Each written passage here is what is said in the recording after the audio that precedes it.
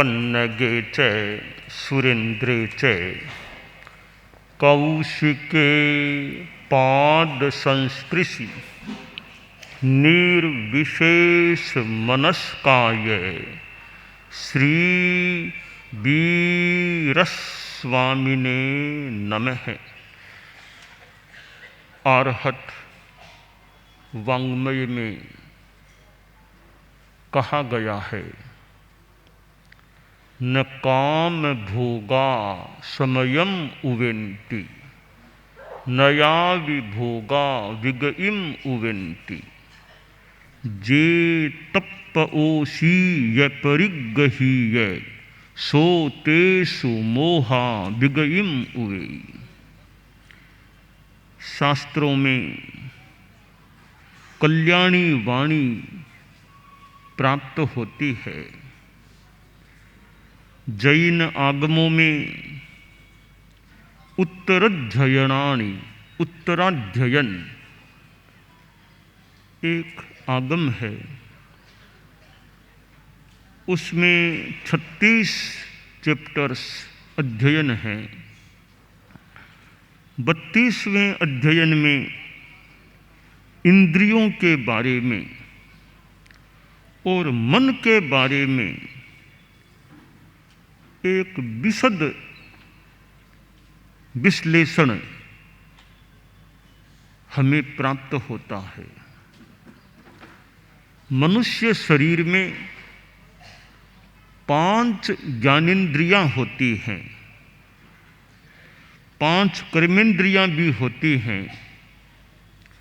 श्रोत्र, चक्षु, घ्राण, रसन, स्पर्शन, ये 5 ज्ञानेंद्रियां हैं। तो हाथ पांव आदि आदि 5 कर्मेंद्रियां भी होती हैं। ज्ञानेंद्रियों से हमें ज्ञान प्राप्त होता है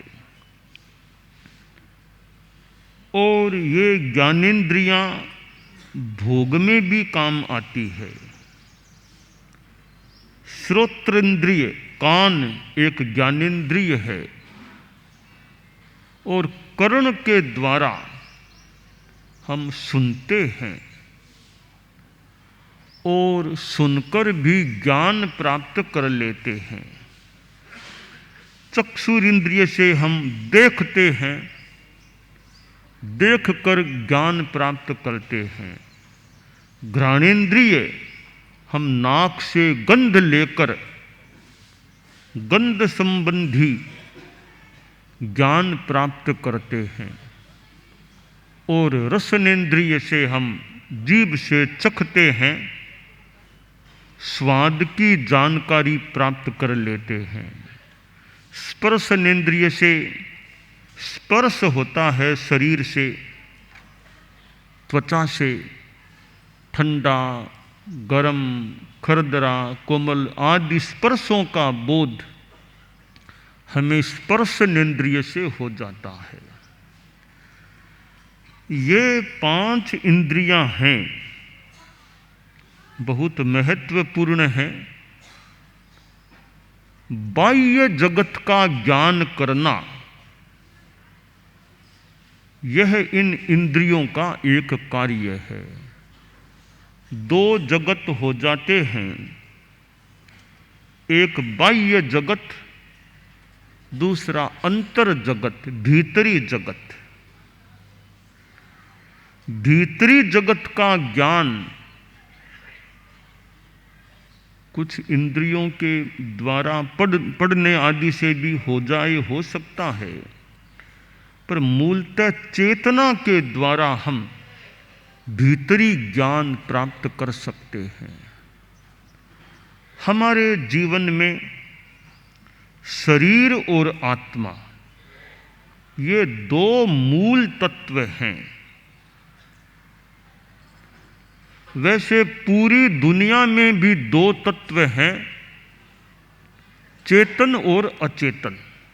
बस इन 2 में सारी दुनिया समाविष्ट हो जाती है। तो जीवन में भी 2 तत्व हैं, आत्मा और शरीर। आत्मा और शरीर का मिश्रण है जीवन। आत्मा और शरीर का वियोग है मृत्यु। आत्मा और शरीर का आत्यंतिक वियोग, हमेशा के लिए वियोग हो जाना, वह मोक्ष होता है। जीवन की परिभाषा बहुत सीधी है। आत्मा और शरीर का मिश्रित रूप जीवन है। मृत्यु की परिभाषा भी बहुत संक्षेप में है। आत्मा और शरीर का अलग अलग हो जाना, देहांतर को प्राप्त करना या मोक्ष में फिर जाने की स्थिति बनना मृत्यु है। क्योंकि मृत्यु है, शरीर भी पड़ा है, आत्मा भी कहीं है। आखिर मरा कौन? शरीर तो वैसे ही पड़ा है, केवल आत्मा निकली है। तो जो दो मिले हुए थे वे अलग अलग हो गए। वो अलग अलग होना ही मृत्यु है। और वो अलगाव हमेशा के लिए हो जाए तो वह मोक्ष हो जाता है। मनुष्य जन्म मिलना सामान्यतया मुश्किल होता है, और एक बार मनुष्य जीवन मिल गया है, अब आगे कब मिलेगा कैसे एक अलग बात है। अभी मिला हुआ है। इस दुर्लभ मानव जीवन का हमें सदुपयोग करना चाहिए, बढ़िया उपयोग करना चाहिए। क्योंकि मानव जीवन है, आखिर शाश्वत तो है नहीं, लिमिटेड टाइम के लिए मिलता है। एक समय था कि यह मानव जीवन बहुत लंबा होता था। मानिए करोड़ों करोड़ों अरबों अरबों खरबों से भी ज्यादा वर्षों का जीवन एक एक आदमी का होता था, ऐसा हमें वर्णन मिलता है।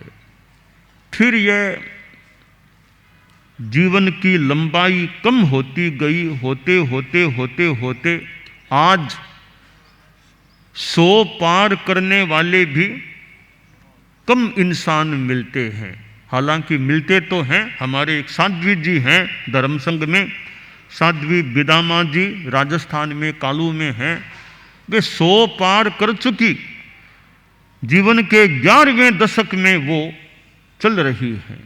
तो कई कई मनुष्य 100 पार भी मिलते हैं, फिर भी आखिर 125 मान लो, 133-34 मान लो, आखिर तो और कितना आदमी जिएगा। तो आज 100, 125, 150 के अंदर मान लो है जीवन। कितना कम, कहाँ खरबों खरबों से ज़्यादा। तत्व की भाषा में 3 पल्योपम तक की स्थिति है, वहाँ आज कितना कम है। और समय और आगे बढ़ेगा। यह पंचम अर कलिकाल, पंचम अर है दुस्सम अर, इसकी समाप्ति फिर छठा दुस्सम दुस्सम अर, उसकी समाप्ति तक तो आदमी का जीवन मान लो 16 वर्ष बहुत। एक तरह से आज जैसे 100, 125 बहुत बड़ा आयुष्य है, तो कुछ समय बाद ऐसी स्थिति आएगी कि 16 वर्ष आ गए, बहुत समय आ गया, बहुत जीवन आ गया, बहुत जीवन आ गया, इतना आयुष्य कम हो जाएगा। तो वर्तमान में मनुष्य का जीवन मोटा मोटी 125 से थोड़ा ज़्यादा कहीं हो जाए तो हो जाए, इतना भी होता कम है। अधिकांश मनुष्य 100 के अंदर अंदर ही पर भव पथगामी बन जाते हैं।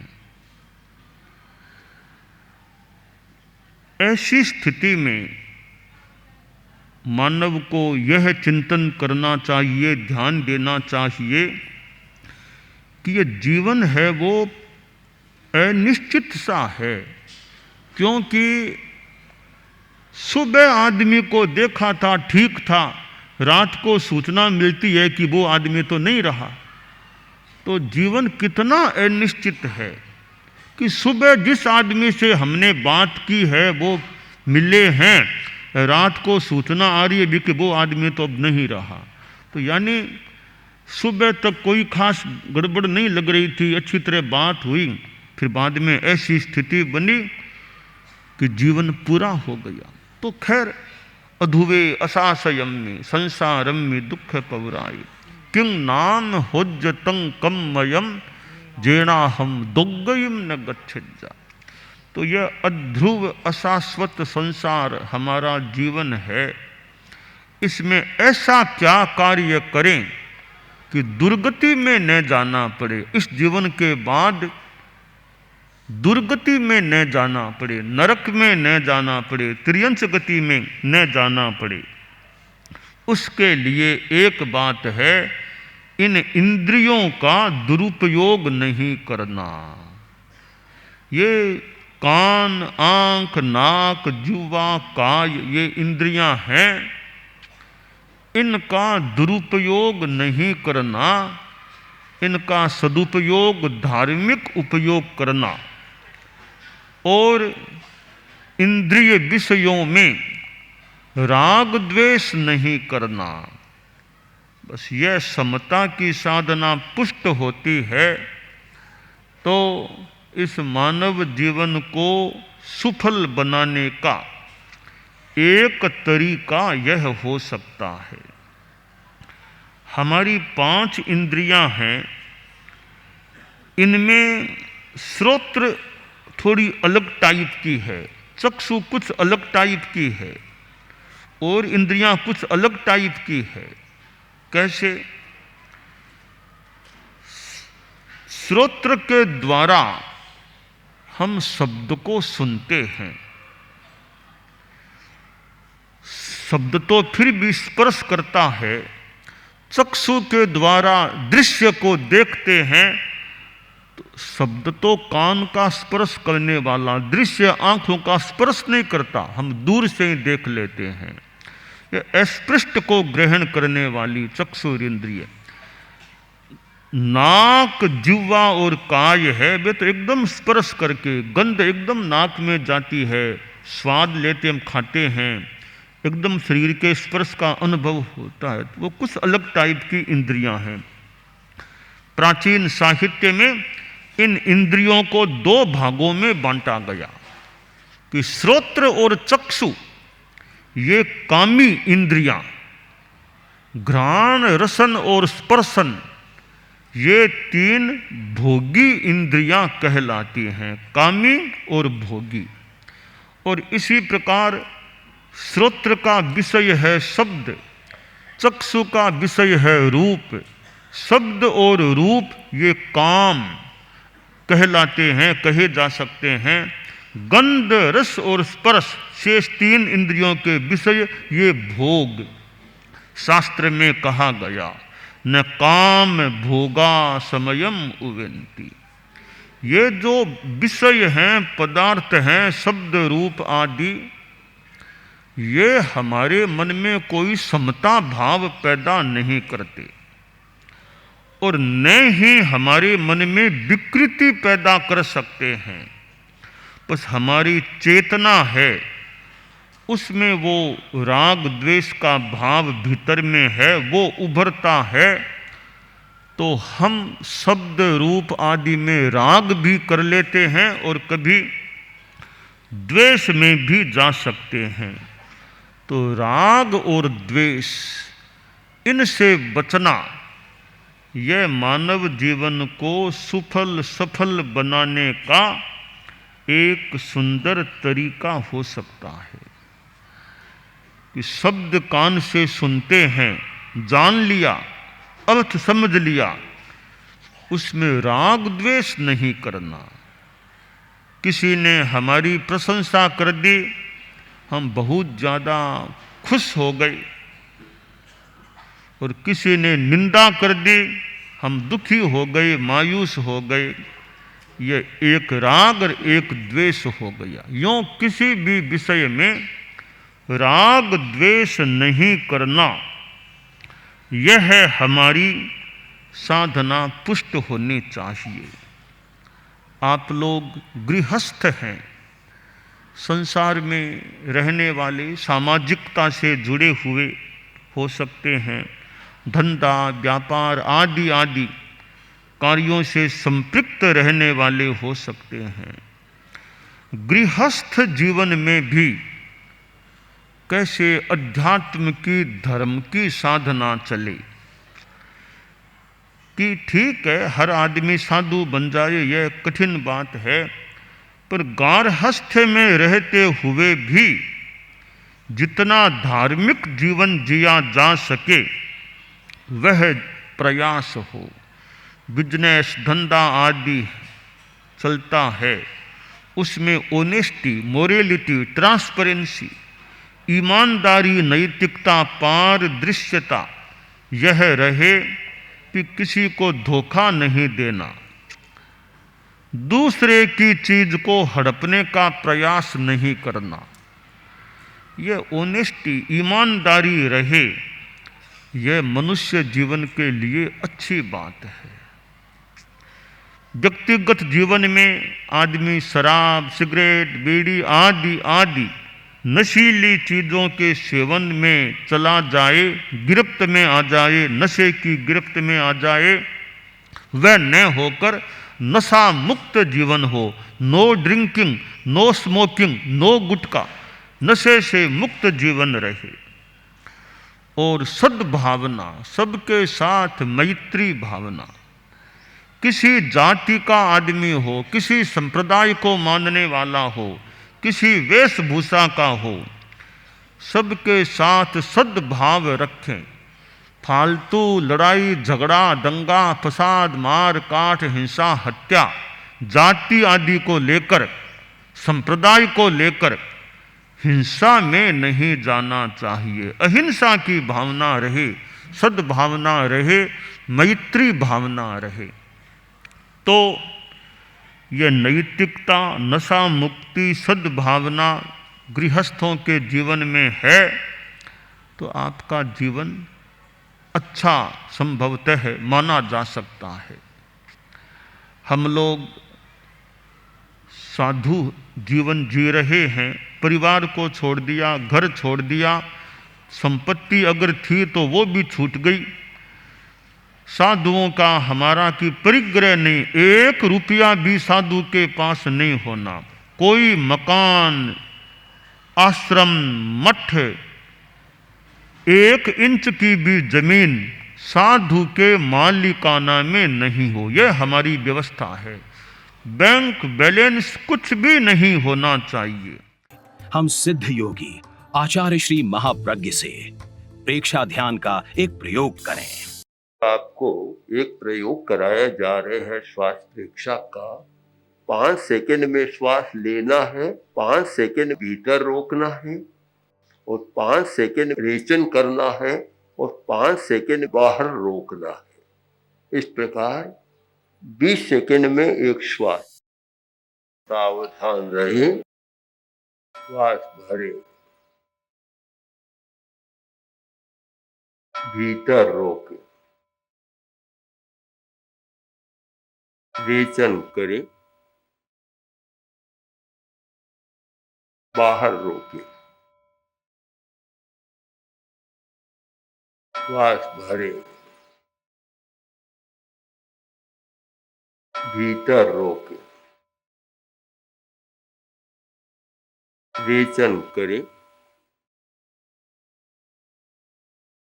बाहर रोके,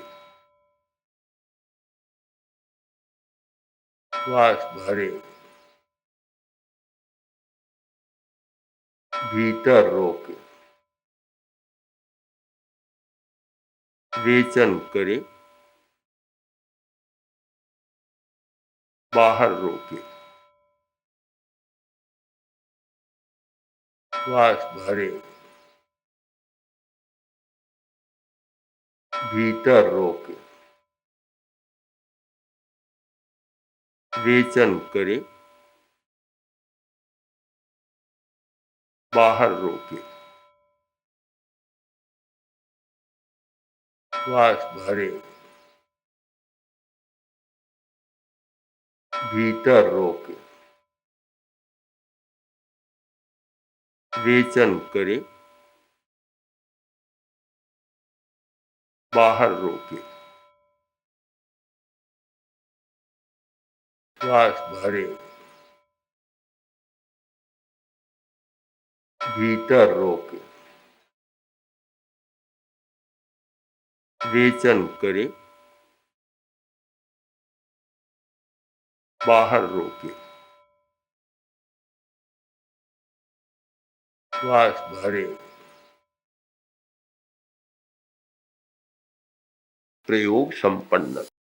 तो ये ध्यान के बहुत छोटे प्रयोग कराए हैं और इनका स्वयं बार बार अभ्यास करें तो एक अच्छा अभ्यास हो सकता है। ओम आत्मा।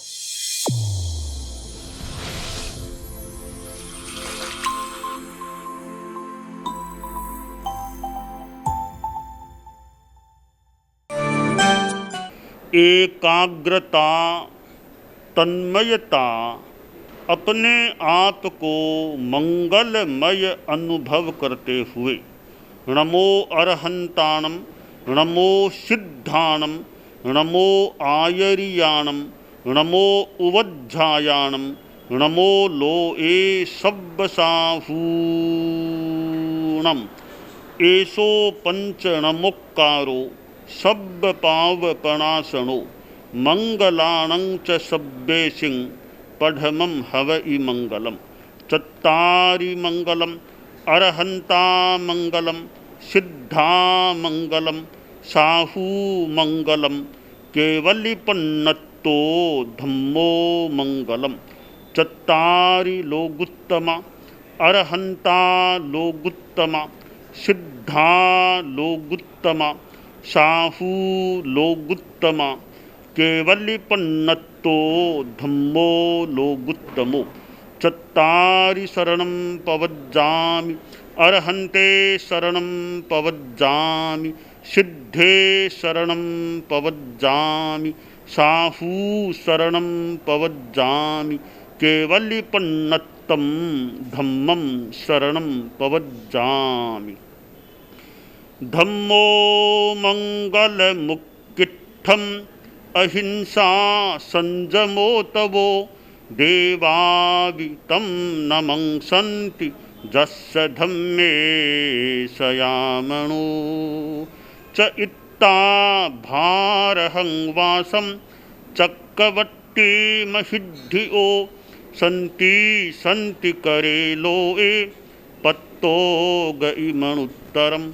देव दानव गंधर्वा जख रक्षस किन्नरा बंभयारिं नमंसन्ति दुक्करं जे करन्ति तम्। मंगलं भगवान् वीरो मंगलं गौतमो गणी मंगलं स्थूलभद्राद्यः जैन धर्मोस्तु मंगलम। मंगलम मतिमान् भिक्षुः मंगलम भारमल्लकः मंगलम रायचन्द्राद्या मंगलम तुलसी गुरुः महाप्रज्ञोस्तु मंगलम। तेरा पंथोस्तु मंगलम। विघ्न हरण मंगल करण स्वामी भिक्षुनो नाम। गुण ओळख समरण किया सर अचिंत्या काम। विघ्न हरण मंगल करण स्वामी भिक्षुनो नाम। गुण ओळख समरण किया सर अचिंत्या काम। विघ्न हरण मंगल करण स्वामी भिक्षुनो नाम। गुण ओळख समरण किया सर अचिंत्या काम। सर अचिंत्या काम। सर अचिंत्या काम। एक दिवसीय त्याग आज आज के लिए धारणानुसार त्याग है।